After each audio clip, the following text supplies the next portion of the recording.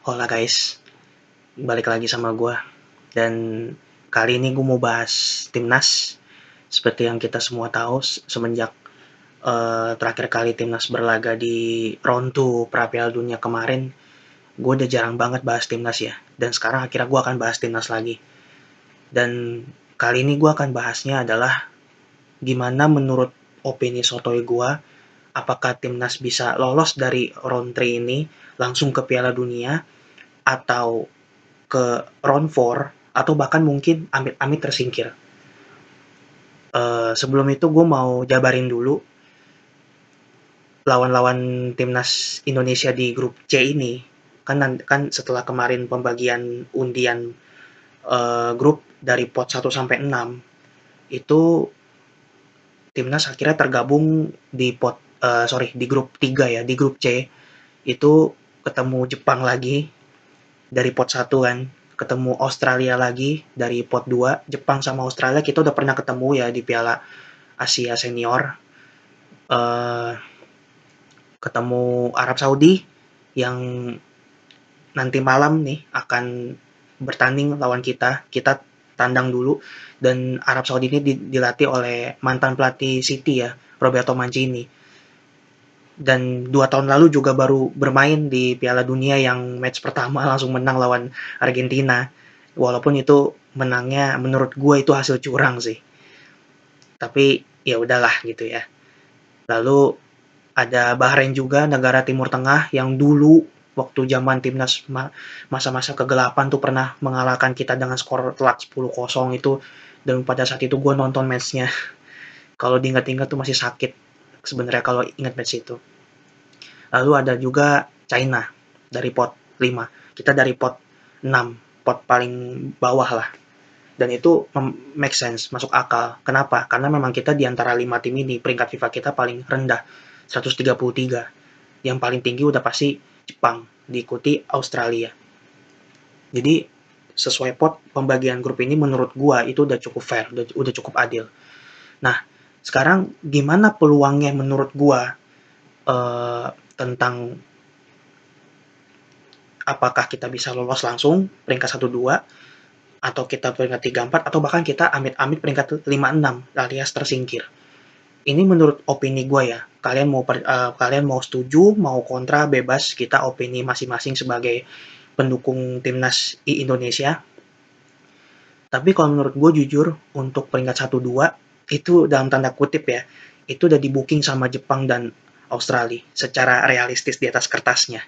Karena memang dua timnas ini, Jepang dan Australia ini kan memang langganan dari dulu tuh Piala Dunia, apalagi Jepang yang kita tahu memang salah satu tim terkuat di Asia. Bukan cuma dalam hal bola, Jepang itu semua aspek tuh dia jago. Jadi menurut gua kayaknya untuk peringkat pertama ini secara di atas kertas ya, realistisnya Jepang udah mengambil lah peringkat nomor 1. Kemudian diikuti oleh Australia yang dihuni oleh para pemain yang berpostur tinggi, jago dribbling juga, speednya juga lumayan. Kita pernah menghadapi dua-duanya, Jepang dan Australia, dan sebenarnya permainan kita tuh nggak buruk. Bahkan kita dipuji oleh pelatih Australia, dipuji oleh para pemain timnas Jepang, dan kita memang faktanya adalah di babak pertama itu kita mampu merepotkan mereka.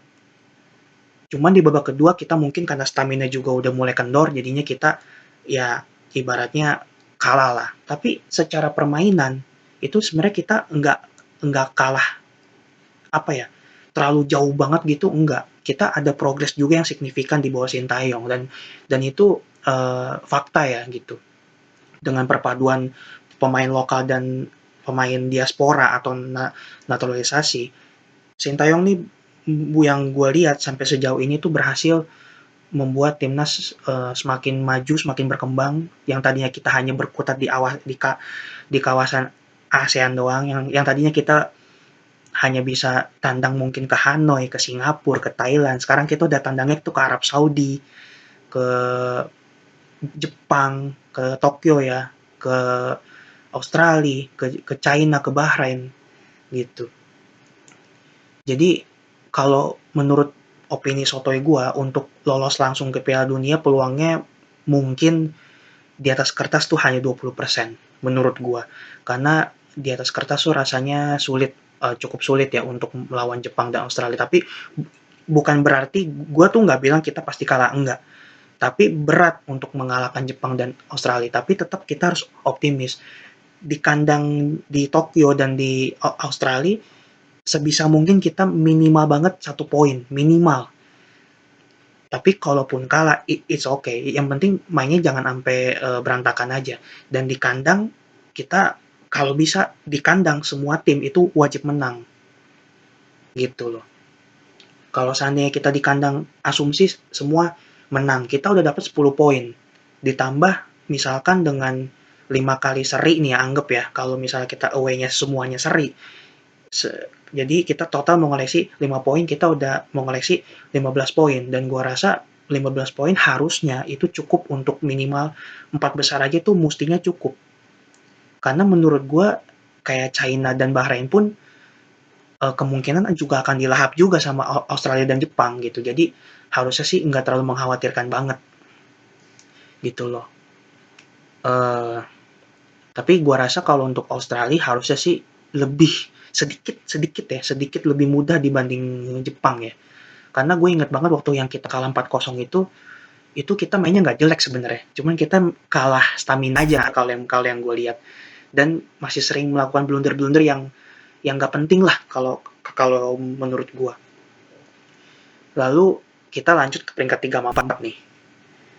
Peringkat 3 itu secara di atas kertas itu kemungkinan besar Arab Saudi akan berusaha mengunci karena biar gimana pun Arab Saudi levelnya masih satu tingkat di bawah Australia dan Jepang ya.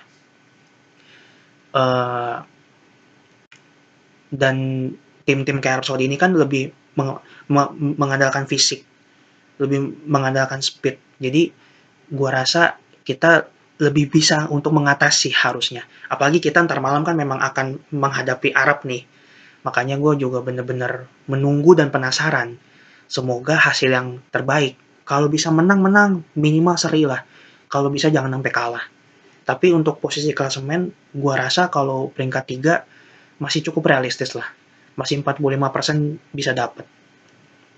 Untuk peringkat 4, nah ini posisi kita yang paling realistis. Kalau misalnya gue boleh ngomong ya, maksudnya menurut opini sotoy pribadi gue, peringkat 4 ini yang kita mungkin bisa incar. Jadi di bawah Jepang, Australia dan Arab Saudi ya. Dengan catatan yaitu kita yang away bisa ambil 1 poin minimal, asumsi 5 poin dong. Dengan dibantu oleh kita win di setiap laga kandang 10 poin.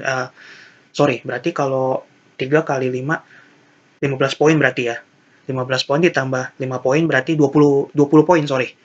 Jadi kita dengan kalau kita menang 5 kali di kandang, kita bisa mengoleksi 15 poin ditambah 5 poin tambahan kalau seri di tandang 20 poin.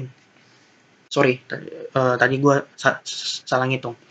Dengan 20 poin gue rasa untuk minimal peringkat 4 aja tuh bisa. Nah, kalau untuk China dan Bahrain, itu mutlak harus kita kalahin. Terutama di kandang. China, Bahrain. Di tandang pun kalau bisa, Bahrain dan China, kalau bisa itu kita kalahkan juga. Karena China dan Bahrain itu, ya tentunya nggak sekuat Arab Saudi, apalagi nggak sekuat Jepang dan Australia. China Bahrain juga calon-calon dilahap juga sama Jepang Australia. Jadi apa ya? Peluang kita sama lah dengan China Bahrain ini. Bahkan mungkin masih di atas kertas kita yang harusnya dengan kekuatan baru ini, dengan gabungan kekuatan pemain lokal dan diaspora, itu kita bisa ngatasin lah. Udah nggak akan kejadian tuh kalau di atas kertas kejadian Bahrain ngalahin kita 10-0 tuh amit-amit tuh udah nggak akan terjadi lah. Yang ada kita yang akan ngancurin Bahrain. Cukup misalnya di tandang 0-2 aja. Nanti di Indonesia kita kalahin 4-0 aja. Total agregat 6-0 kan lumayan. Jadi kalau menurut kesimpulan sotoy gua, kita target realistis peringkat 3 atau 4. Syukur-syukur bisa peringkat 1 atau 2. Itu bener-bener sebuah miracle lah. Itu sebuah keajaiban kalau memang bisa. Tapi secara di atas kertas, kita fokusnya ke round 4, seperti kata Sintayong juga, kita realistis ke round 4. Seandainya, ini kita seandainya. Kalau ke round 4 tuh sistemnya gimana Bang? Jadi nanti kalau ke round 4 itu kan ada dari grup A, grup B, grup C, itu kan 2 tim, 2 tim, 2 tim. Ada 6 tim total. Nanti akan dibagi lagi ke 2 grup. 3 tim, 3 tim. Peringkat pertama dari grup A dan grup B itu langsung lolos ke Piala Dunia tuh. Menyusul yang grup A, B, C di round 3 ini. Nanti peringkat 2 dari yang grup round 4 itu akan diadu home and away. Yang menang ikut lolos ke apa namanya Piala Dunia. Nah, yang kalah nanti kalau nggak salah akan diadu lagi, jadi playoff antar konfederasi. Nah, itu gue belum tahu tuh konfederasinya dari konfederasi mana, gue nggak tahu. Mungkin CONCACAF kayak Honduras atau Panama mungkin. Gue nih sotoy aja, mungkin. Tapi kita jangan fokus ke situ dulu, kita fokus dulu ke round 3 ini. Jangan fokus kejauhan. Makanya kalau gue ditanya, target jangka panjang lu secara pribadi sebagai supporter tuh ada nggak? Kalau gue pribadi gue nggak ada. Karena gini, kalau buat gue, yang penting kita menangin aja match per match. Kita tampil maksimal, raih poin 1 atau 3 kayak gitu. Kalau bisa 3 gitu. Karena kalau kita bisa meraih yang target jangka pendek ini, kita fokus ke match kita menang atau seri, nanti secara otomatis target jangka panjang itu kan akan kita raih sendiri kan. Kita nggak perlu targeting, kita akan raih sendiri, entah peringkat 1, 2, 3, atau 4. Tapi kita akan bisa meraih dengan catatan target jangka pendek ini kita penuhin dulu. Kalau target jangka pendek ini kita nggak penuhin, gimana caranya kita bisa minimal peringkat 4 gitu. Oke, gua rasa segitu dulu aja analisa sotoy gua kali ini. Ya semoga sih, syukur-syukur intinya yang terbaik lah. Pasti kita semua kalau di luar realistis pengen banget peringkat 1 atau 2, pengen ya, karena kan kita pengen ngelihat Indonesia langsung lolos ke Piala Dunia 2026. Tapi kalau secara realistis, peringkat 3, 4. Kalau peringkat 5, 6 sih, gue nggak yakin kita sejelek itu. Gue tetap optimis kita lolos, entah langsung atau ke round 4. Oke, pokoknya kita berdoa semoga Indonesia bisa ngatasin Arab Saudi. Kan kalau karena gue Katolik ya, kan kalau bagi teman-teman Muslim kan pada sering ada gue baca di komen tuh tanah air versus tanah suci kan. Jadi ini menarik nih gitu. Gue ikut menikmati aja.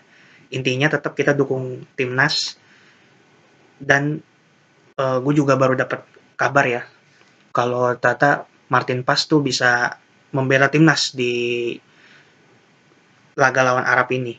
Nah, kalau gue mikirnya mau Martin Paes atau Hernando yang diturunkan, semua itu hanya Sintayong yang tahu. Jadi apapun keputusan Sintayong, siapapun yang diturunkan kita cukup dukung aja. Nggak usah kita hina-hina, nggak usah kita bully. Mereka juga, baik Hernando maupun Martin Paes, pasti ingin kok memberikan yang terbaik buat timnas. Jadi tugas kita sebagai supporter tuh hanya mendukung dan mengkritik. Ingat ya, mengkritik bukan membuli. Kalau ada yang kurang kita kritik, yang bagus kita puji, tapi jangan berlebihan. Oke, baik, ciao.